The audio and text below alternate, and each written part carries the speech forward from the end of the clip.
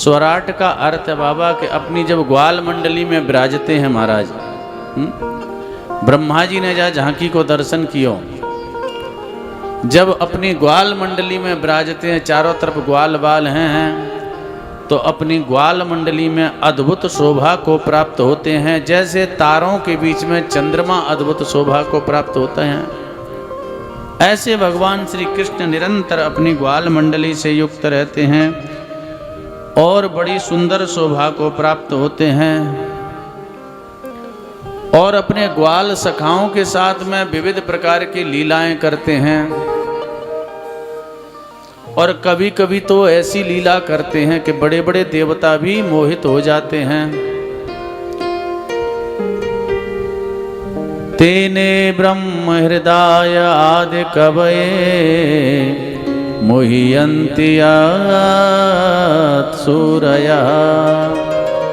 स्वयं ब्रह्मा जी भी मोहित हो गए महाराज। ठाकुर जी ऐसी ऐसी लीला करें, शक्य रस की ब्रज की अद्भुत लीला करें। ब्रजवासी ग्वाल बालों के साथ में बैठ करके सबका जूठा मीठा खा रहे बाबा। एक बार तो ब्रह्मा जी की खोपड़ी चकराई गई।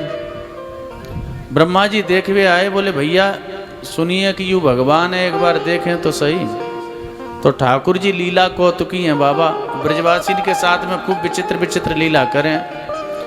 तो एक बार ऐसी लीला करी कि एक मधुमंगल नाम को सखाओ ठाकुर जी को, और हंसी परिहास हंसी मजाक तो चलती रहे।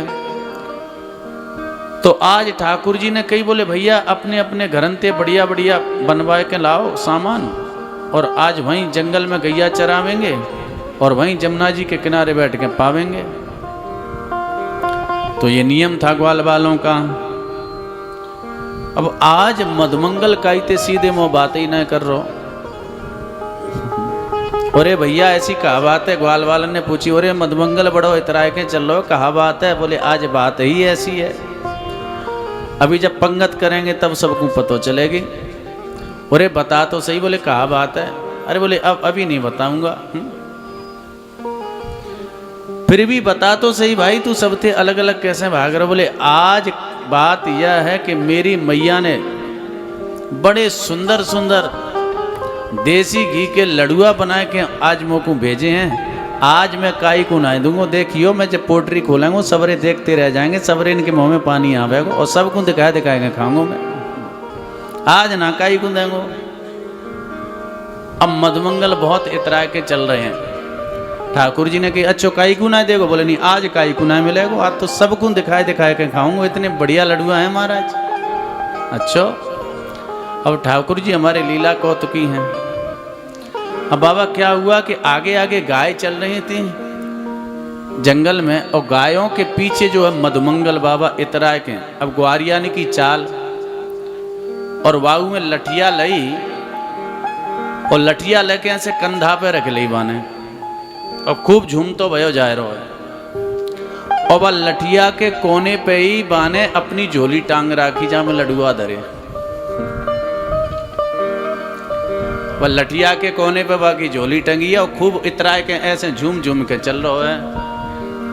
ठाकुर जी ने अपने सखानते के बोले देखो आज जा कैसे लडुआ खवाऊं मैं, हमें चिढ़ाए रहो है, अब जाकू मैं बढ़िया लडुआ खिलाऊं, तुम देखियो तुम।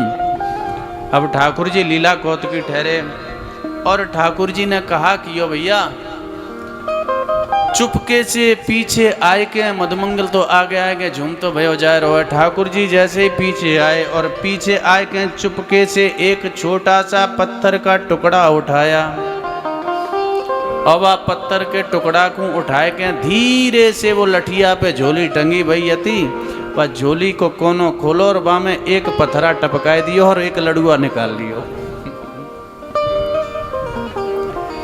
भाई एकाएक सब लडुआ निकाल लेंगे तो वहां में वजन कम है जाएगा, तो बाकू पता लग जाएगी, तो वजन को बैलेंस बनो रहे। वाके ने ठाकुर जी ने वहां में ते एक लडुआ निकालो और एक पत्थरा को टुकड़ा डाल दियो। फिर धीरे से चुपके से दूसरा लडुआ निकालो और वहां में दूसरा पत्थर को टुकड़ा डाल दियो। और ऐसे ठाकुर जी ने धीरे धीरे सबरे लडुआ निकाल के अपनी झोरी में रख लियो, बाकी झोरी में पत्थर ही पत्थर भर दिए। और अब जब वह झूमतो भयो जाए रहो है, जमुना जी के किनारे सबरे सखा मिले हैं, सबरे ब्रजवासी ग्वालवाल मिले हैं। ठाकुर जी ने कि हाँ भैया बताओ अपने अपने घरन ते कहा लायो, खोलो अपनी अपनी पोटली, सब प्रसाद पावे। सब खोलवे लगे मधुमंगल से कि अरे मधुमंगल तू खोल अपनी पोटली। बोले ना मैं तो सबसे बाद में खोलूंगा, देखते रह जाओगे, आज ऐसी चीजें हमारे पास। अरे भैया भले ही दियो मत, कहा लायो तू दियो मत पर दिखाए तो दे, ऐसो कहा भेजो तेरी मैया ने। मधुमंगल ने कही यदि पोटली खोलूंगा तो देखते तुम्हारे मोहन में पानी आए भी लग जाएगा।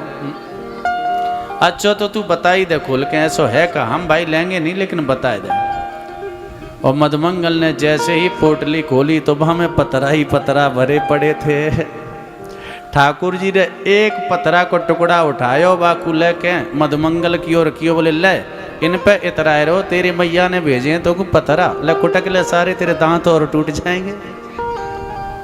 ऐसो हंसी प्रयास, ऐसो मजाक ठाकुर जी। अब मधुमंगल बेचारा उदास हो गया, बोले भैया हमारी जोरी में तो लड़ुआ ही लड़ुआ, ये पतरा कैसे बन गए।